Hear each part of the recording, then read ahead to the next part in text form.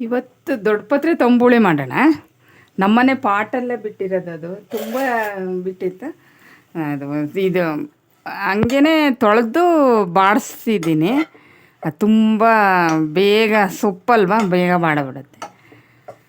ಇದಕ್ಕೆ ಈಗ ಒಂದು 2 ಸ್ಪೂನಷ್ಟು ಕಾಳುಮೆಣಸು, 1 ಸ್ಪೂನಷ್ಟು ಜೀರಿಗೆ, ಅರ್ಧ ಸ್ಪೂನ್ ಎಣ್ಣೆ ಹಾಕಿ ಫ್ರೈ ಮಾಡೋಣ. ಸ್ವಲ್ಪ ಚೆನ್ನಾಗಿ ಫ್ರೈ ಆಗೋದೇನು ಬೇಡ, ನಾನು ಮೀಡಿಯಮ್ ಇಲ್ಲ. ಜೀರಿಗೆ ಯಾವತ್ತೂ ಜಾಸ್ತಿ ಫ್ರೈ ಮಾಡಬಾರ್ದು, ಅದು ಫ್ಲೇವರ್ ಸಿಗಲ್ಲ ಜೀರಿಗೆದು.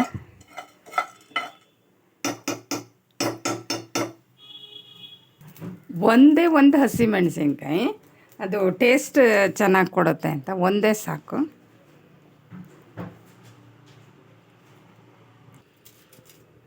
ಇದಕ್ಕೆ ಸ್ವಲ್ಪ ತೆಂಗಿನಕಾಯಿ ಬೇಕೇ ಬೇಕು, ಇಲ್ಲಾಂದರೆ ಅದು ಅನ್ನ ತಿನ್ನೋಕ್ಕಾಗಲ್ಲ. ತೆಂಗಿನಕಾಯಿ ಹಾಕ್ಕೊಂಡಿದ್ದೀನಿ. ಈಗ ಒಂದು ಒಗ್ಗರಣೆ ಮಾಡೋಣ.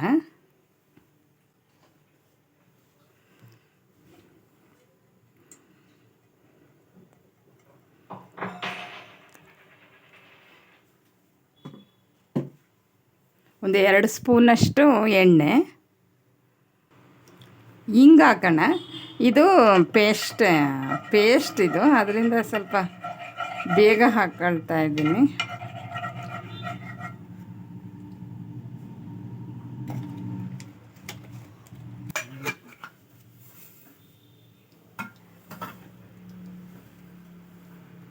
ಸಾಸಿವೆ ಹಾಕಿದ್ದೀನಿ.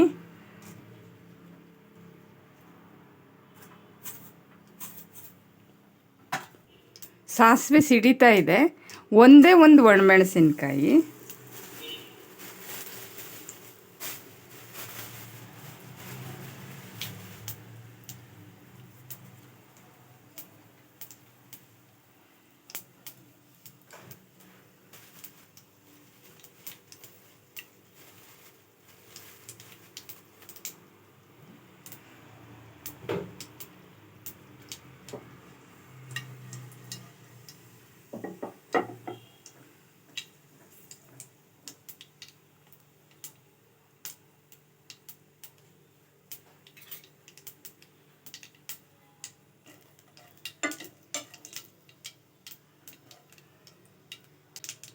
ಜೀರಿಗೆನೇ ಮೇಯ್ನು ತಂಬುಳಿಗೆ.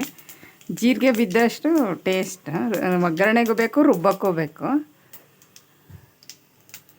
ಕರಿಬೇವು ಆಫ್ ಮಾಡೋಣ, ಸಾಕು. ಅದು ಸ್ವಲ್ಪ ಮೊಸರೆಲ್ಲ ಹಾಕಬೇಕು. ಮೊಸರು ಒಂದು ಸ್ವಲ್ಪ ಹುಳಿ ಇದ್ದರೆ ಚೆನ್ನಾಗಿರುತ್ತೆ.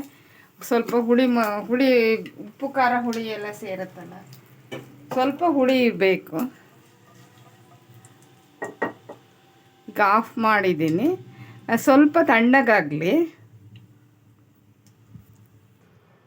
ಇದು ರುಬ್ಬಿರೋ ಸೊಪ್ಪು, ಇದು ತೆಂಗಿನಕಾಯಿ ಇತ್ತಲ್ಲ, ಮತ್ತು ಈ ಕಲ್ಲರು ಅಷ್ಟೊಂದು ಗ್ರೀನ್ ಬರಲ್ಲ, ಇದೊಂದು ಸ್ವಲ್ಪ ಈ ಥರ ಮೆಹಂದಿ ಗ್ರೀನೇ ಬರುತ್ತೆ.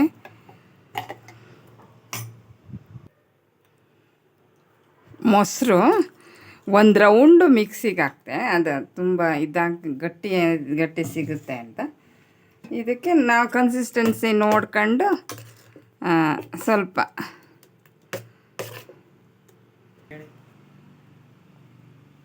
ಮೊಸರು, ಒಂದು ರೌಂಡ್ ಉಪ್ಪು ಈಗ ಹಾಕ್ತೀನಿ. ಒಗ್ಗರಣೆ ಮೇಲೆ ಹಾಕ್ತೀನಿ. ಉಪ್ಪು ರುಚಿಗೆ ನಮ್ಮ ಟೇಸ್ಟ್ ಎಷ್ಟು ಬೇಕೋ ಅಷ್ಟು ಹಾಕೊಂಬೋದು. ಈಗ ಒಗ್ಗರಣೆ ಮಿಕ್ಸ್ ಮಾಡೋಣ. ಈಗ ರೆಡಿಯಾಗಿದೆ. ಘಮ ಘಮ ಅಂತ ದೊಡ್ಡಪತ್ರೆ ತಂಬುಳಿ. ಅದೆಷ್ಟು ಟೇಸ್ಟು, ಅಷ್ಟೇ ಹೆಲ್ತಿಗೆ ಒಳ್ಳೆಯದು. ತುಂಬ ಒಳ್ಳೆ ಯಾವಾಗಲೂ ಪಿತ್ತ ಅಂತ ಇರೋರು ದೊಡ್ಡಪತ್ರೆನ ಅವಾಗವಾಗ ತಿಂತಾಯಿದ್ರೆ, ಅಟ್ಲೀಸ್ಟ್ ಏನಿಲ್ಲ ಅಂದರೆ ಬೆಳಗ್ಗೆ ಎದ್ದು 2 ಎಲೆ ಬಾಯಿಗೆ ಹಾಕ್ಕೊಂಡ್ರು ತುಂಬ ಒಳ್ಳೆಯದು. ಹಾಗೆಯೇ ಇಷ್ಟೊತ್ತು ವೀಡಿಯೋ ನೋಡೋದಕ್ಕೆ ನಿಮಗೆಲ್ಲ ಧನ್ಯವಾದಗಳು. Thank you.